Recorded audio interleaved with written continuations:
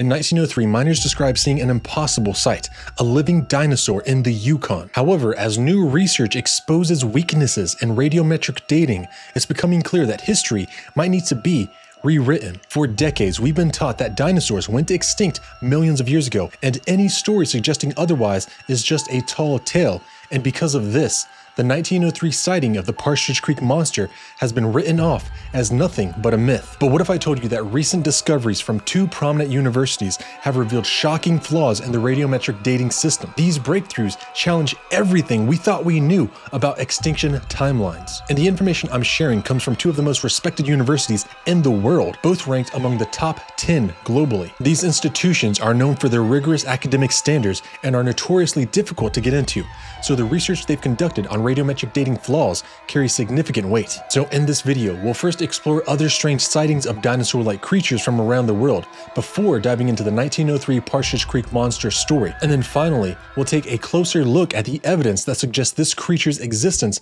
might actually be a real possibility.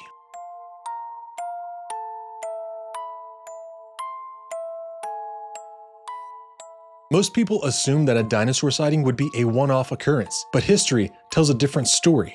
Across North America, reports of massive reptilian creatures stretch back thousands of years, appearing in the oral traditions of indigenous tribes, early explorer accounts, and even modern-day eyewitness reports. From the legendary thunderbirds of Native American folklore, often described as winged reptiles, to 19th and 20th century sightings of long-necked and bipedal beasts, the idea of living dinosaurs has never truly disappeared. Even ancient civilizations worldwide depicted giant, scaly creatures with feathers eerily similar to dinosaurs, referring to them as dragons. These weren't just fantasy, they were descriptions of creatures people claim to have encountered. In fact, many of these dinosaur depictions match known dinosaur species, suggesting that our ancestors may have been recording real encounters with prehistoric survivors. When you step back and look at the bigger picture, the idea that dinosaurs could have persisted far longer than mainstream science accepts isn't as far-fetched as it sounds. If dinosaurs truly vanished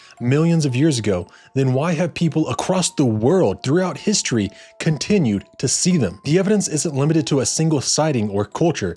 It spans continents, centuries, and even civilizations. Take the Van Meter visitor, a winged creature with a horn that emitted blinding light, terrifying an Iowa town in 1903. The descriptions eerily matched a pteranodon, a prehistoric flying reptile.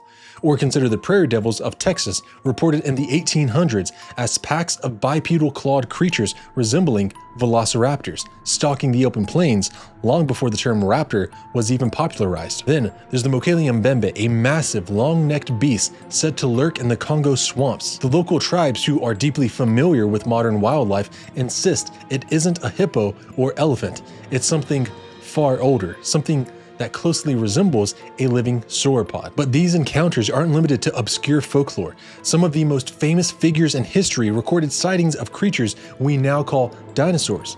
St. George, the legendary knight, is said to have slain a dragon to save a princess. But when you strip away the medieval embellishments, what remains is a description of a large reptilian beast. Alexander the Great and his soldiers reported seeing a massive dragon in a cave while conquering India, an event documented by his own historians. And even Marco Polo in his travels through China described dragons pulling the chariots of nobility, creatures so common that they were written about as if they were just another part of daily life. When you step back and connect the dots, the idea that dinosaurs existed far longer than we were taught isn't just possible, it starts to look undeniable. The same types of creatures have been seen time and time again, separated by vast distances and cultures that had no way of communicating with one another. But one of the most compelling cases wasn't just a story, it was documented in real time by credible witnesses and printed in the newspaper as actual fact, not fiction. In the frozen Yukon of 1903, a group of men came face to face with something impossible, something prehistoric.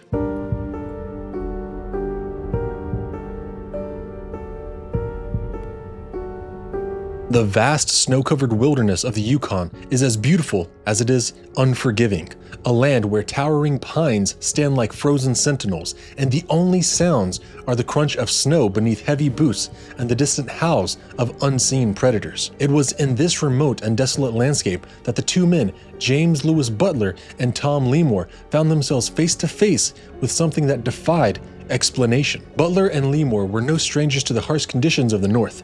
Whether they were trappers, hunters, or travelers making their way through the unforgiving terrain, they were likely well acquainted with the wildlife of the region. Wolves, bears, and moose were common sights, but what they encountered that day was nothing like anything they had ever seen before. As they moved through the snow-covered landscape, something in the distance caught their attention.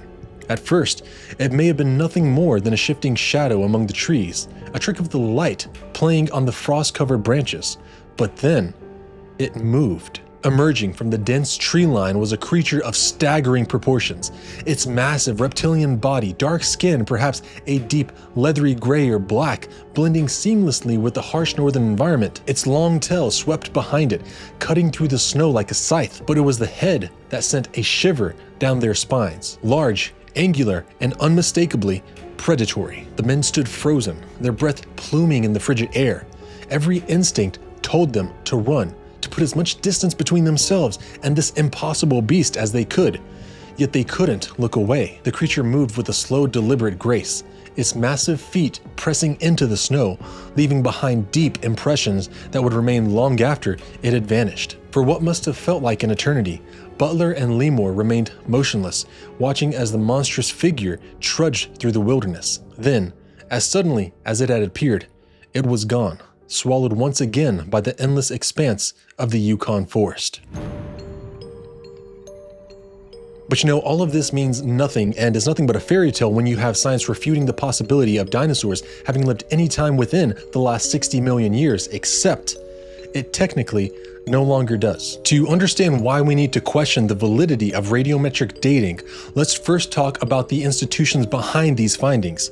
Stanford University and Purdue University are not just any schools. In fact, both are consistently ranked among the top universities in the world, known for their rigorous research programs and exceptional faculty. Stanford is often considered one of the top schools in science and engineering, and Purdue is equally respected, particularly in the fields of physics and technology. These are institutions with global recognition and credibility, which makes their research incredibly significant. Now, let's talk about something that could shake the foundation of how we understand the past: radiometric decay.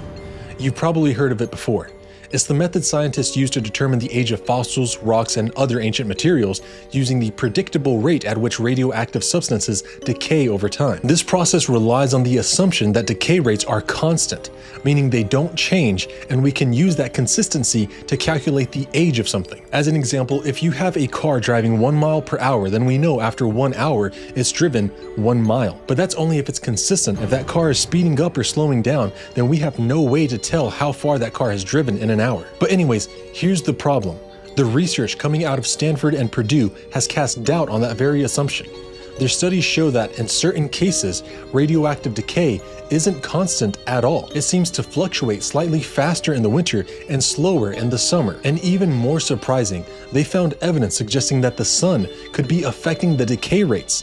Something as elusive as solar neutrino particles that don't interact with much might be causing these shifts. Oh my God, who the hell cares? So why does this matter for us? If radioactive decay isn't constant, then the entire foundation of radiometric dating comes into question. Without that reliable, unchanging rate of decay, we can't confidently say how old fossils or rocks really are. The dates that mainstream science gives us may no longer be as accurate as we once thought. In other words, the idea of using radiometric dating to understand when dinosaurs or other ancient creatures lived is now up for debate. If decay rates can fluctuate, we might not have a solid grip on the timeline of life on Earth as we once believed. And that opens up some big questions about how much we can trust the age of fossils and the entire history of life on our planet. Given the groundbreaking discoveries we've discussed, it's entirely possible that the Partridge Creek Monster was a real creature, a dinosaur that somehow survived long after we believed they had gone extinct. With recent studies showing that the decay rates of radioactive materials may not be constant, the very foundation of how we date fossils and determine extinction timelines is being questioned. This opens the door to the possibility that dinosaurs, like the one described in the Partridge Creek Monster encounter, could still exist or have existed well past their supposed extinction. What's even more intriguing is that while most reptiles are cold-blooded, we know of at least one species that is warm-blooded, the Argentine black and white tegu lizard. This suggests that it's entirely feasible for the Partridge Creek Monster to have been warm-blooded too, allowing it to thrive in the colder environment of northern Canada. This adaptation would have been made capable of surviving conditions that most reptiles could never endure. So when we look at the Partridge Creek Monster, we're not just hearing an old story or folklore. In fact, before I go on, I want to add one final piece of the puzzle to really get your head scratching, because this wasn't the last time it was seen. Supposedly, in 2012, an unidentified individual shared a chilling encounter on the World Wildlife Fund's panda pages. The story details a large theropod dinosaur, estimated to be around 30 feet tall and resembling an allosauride, spotted near Fairbanks, Alaska. This terrifying creature reportedly approached the witness's car, terrifying the family inside, while another couple observed the creature from a distance. The creature appeared to be searching for food for its young, adding another layer of mystery to this whole story. And just remember, where mystery lies, adventure awaits.